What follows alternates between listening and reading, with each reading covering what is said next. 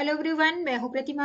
और आप जैसा कि जानते हैं कि जो राजभाषा की तैयारी कर रहे हैं उनके लिए बैंकिंग शब्दावली कितनी महत्वपूर्ण होती है। तो आज हम इस वीडियो में बैंकिंग शब्दावली के कुछ प्रश्नों को देखेंगे कि किस तरीके से उनका सही उत्तर क्या होगा।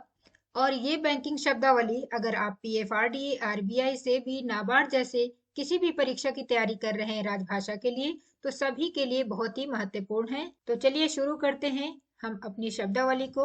सबसे पहले हमारा प्रश्न है, निम्नलिखित में से डिसइंसेंटिव का पर्याय कौन सा शब्द नहीं है। इन विकल्पों में से जो अर्थ इसका नहीं है उसे हमें बताना है। तो यहाँ पर पहला विकल्प है अप्रेरक, दूसरा है निरुत्साहन, तीसरा है अप्रेरण, जो कि ये तीनों ही इसके अर्थ होते हैं, लेकिन अस्वीकृत इसका अर्थ नहीं होता है। अस्वीकृत को कहते हैं डिसऑनर्ड। इस प्रकार से हमारा जो सही उत्तर है वो है विकल्प 4। अब दूसरा प्रश्न है, निम्नलिखित में से अलाउंस का पर्याय कौन सा शब्द नहीं है। यहाँ पर भी जो इसका अर्थ नहीं है उस शब्द को हमें पहचान करना है। तो भत्ता, छूट और गुंजाइश ये तीनों इसके अर्थ होते हैं, लेकिन विनियोज आय इसका अर्थ नहीं होता है।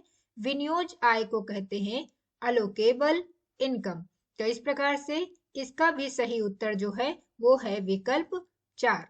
अगला प्रश्न है, निम्नलिखित में से डिपॉजिट एक्रीशन का पर्याय कौन सा शब्द है। यहाँ पर इसका अर्थ बताना है। तो पहला विकल्प जो लिखा है जमा अनुवृद्धि या समृद्धि, इसका अर्थ होता है, लेकिन जमा हरास, जमा लेखा, माल जमा और जमा पूंजी चारों का अर्थ डिपॉजिट एक्रेशन नहीं होता है। तो यहाँ पर हम देख लेते हैं कि हमारे जो ये शब्द हैं उनके सही अर्थ क्या होते हैं अंग्रेजी में। जमा हरास को कहते हैं डिपॉजिट इरोजन, जमा लेखा डिपॉजिट अकाउंट, माल जमा को कहते हैं डिपॉजिट ऑफ स्टॉक और जमा पूंजी सेविंग्स को कहते हैं। इस प्रकार से इसका सही जो उत्तर है वो है विकल्प पहला।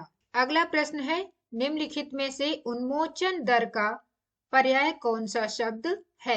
तो यहाँ पर जो शब्द है directive, disallow, discharge of debt, discharge rate, discipline of market, इनमें से उन्मोचन दर का अर्थ होता है डिस्चार्ज रेट, क्योंकि डायरेक्टिव का अर्थ होगा निदेश, डिसअलाउ अस्वीकार या नामंजूर करना, डिस्चार्ज ऑफ डेट का मतलब होता है कर्ज का चुकाना या कर्ज का उन्मोचन, डिसिप्लिन ऑफ मार्केट का मतलब बाजार के विषय। यहाँ पर उन्मोचन दर का मतलब चुकौती दर भी होता है।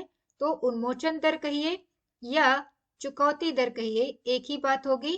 और दोनों का जो पर्याय होगा अंग्रेजी में वो होगा डिस्चार्ज रेट। तो इस प्रकार से हमारा जो उत्तर है वो है चौथा विकल्प। पांचवा प्रश्न है, निम्नलिखित में से बैंड वैगन इफेक्ट का पर्याय कौन सा शब्द है। अंधानुकरण प्रभाव, भुगतान संतुलन, जमा राशि पुष्टिकरण प्रमाण पत्र, या फिर एक और दो, या दो और तीन। इनमें से जो सही उत्तर है इसका वो होता है पहला अंधानुकरण प्रभाव। बैंड वैगन इफेक्ट का मतलब अंधानुकरण प्रभाव। यहाँ पर दूसरे शब्दों के जो अर्थ होते हैं, भुगतान संतुलन उसको अंग्रेजी में कहते हैं बैलेंस ऑफ पेमेंट, जमा राशि पुष्टिकरण प्रमाण पत्र बैलेंस कंफर्मेशन सर्टिफिकेट।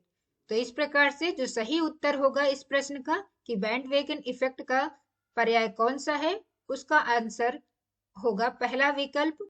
यहाँ पर हमने विधिक शब्दावली के लगभग 15 से 20 शब्दों को हमने डिस्कस किया है। और अगर आप किसी भी बैंकिंग एग्जाम्स की तैयारी कर रहे हैं राजभाषा से संबंधित, तो उन सभी परीक्षाओं में इसके प्रश्न पूछे जाते हैं विधिक शब्दावली से। और अभी पीएफआरडी का एग्जाम 4 दिसंबर को है, तो उनके लिए बहुत ही महत्वपूर्ण है। तो आप परीक्षा देने से पहले इन प्रश्नों को एक बार जरूर देखें। हो सकता है इनमें से ही आपको कोई ऐसा शब्द देखने को मिल जाए जो आपके एग्जाम में आपको करना हो। अभी सेबी, आरबीआई और नाबार्ड के एग्जाम्स आने वाले हैं। जैसे सेबी का जो एग्जाम है वो जनवरी या फरवरी में होने वाला है और आरबीआई का मार्च अप्रैल तक होगा, जबकि नाबार्ड का यहाँ पर फर्स्ट हाफ में होने वाला है। तो इस प्रकार से अभी से आप लोग अपनी तैयारी शुरू कर दीजिए, अगर आप लोग आरबीआई से भी या नाबार्ड ग्रेड ए की तैयारी करना चाहते हैं।